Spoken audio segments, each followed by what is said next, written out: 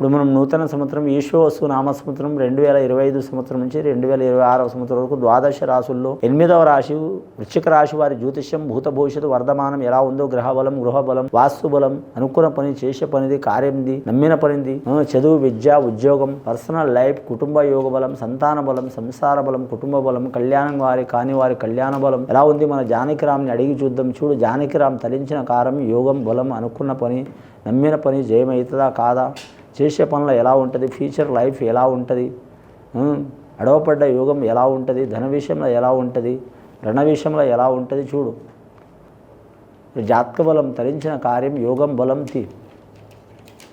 వృశ్చిక రాశి వారి జాతకంలో చెప్పాలంటే మాత్రం చాలా వరకు యోగ బలం ఉన్నదండి వారికి. ముఖ్యంగా వచ్చిండు మాత్రం విఘ్నేశ్వరుడు వినాయకుడు మహాగణపతి వచ్చిరు వారి జాతక బలంలా.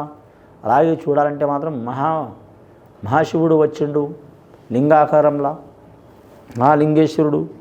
అలాగే వారి జాతకంలో బలంలో చూడాలంటే మాత్రం ఆంజనేయ స్వామి వచ్చిండు, విష్ణు ఈశ్వర్ బ్రహ్మ వచ్చిండు, రాఘవేంద్ర స్వామి వచ్చిండు వారి పేరు మీద. అలాగే వారి జాతకంలో చెప్పాలంటే ఆంజనేయ స్వామి వచ్చిండు. అలాగే వారికి నవగ్రహాలు వచ్చినాయి, షిరిడి సాయిబాబా వచ్చిండండి వారి పేరు మీద. కానీ వృశ్చిక రాశి వారి జ్యోతిష్యంలో చూడాలంటే మిశ్రమ ఫలితం ఉన్నదండి వారి పేరు మీద. ఈ 2025 సంవత్సరం నుంచి 26వ సంవత్సరం వరకు నూతన సంవత్సరం ఉగాది గడియ మిశ్రమ ఫలితం ఉన్నది. 175% చాలా మంచి యోగ బలం ఉన్నది వారి జాతక బలానికి.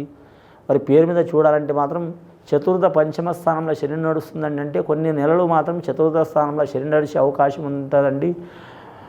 కొన్ని సంవత్సరాలు పంచమ స్థానంలో శని నడిచే అవకాశం ఉంటుంది. దాని కారణంలో మాత్రం చతుర్థ స్థానంలో ఉన్నందువలన మే నెల నుంచి పడితే మాత్రం అక్టోబర్ వరకు కొన్ని ఇబ్బందులు తప్పవండి వారి జాతక బలానికి.